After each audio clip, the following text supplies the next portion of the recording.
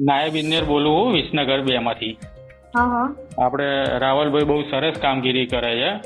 હા હા હવે ફોન એટલા માટે કર્યો હતો હા કે હમણાંથી હે ને આપણે વીજ અકસ્માતો ખૂબ વધી ગયા છે.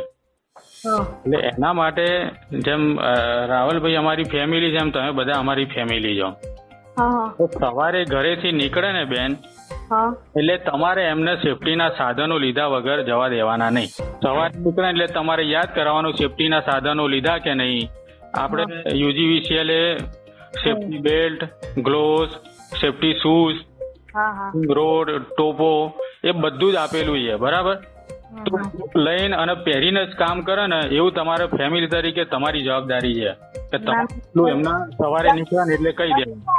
લઈને તો આવે જ છે રે અહીંયા ના. ઘરે કઈ નીકળે છે. હા તો બેન તમારે રોજ કાળજી રાખવાની, ખરેખર લે છે કે નહીં, અને સવારે એમને ટકોર કરીને યાદ બી કરાવવાનું કે જે બી કામ કરો તો સલામતીના સાધનો અને નિયમો સાથે જ કરવાની બેન.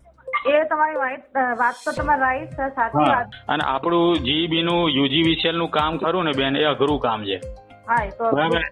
આમે બાંધ છોડ આપણે કરી શકાય નહીં સહેજ પણ. ના કરી હા શકાય. તો આપણે સલામતીના સાધનો વાપરેલા હોય તો આપણો બચાવ થાય.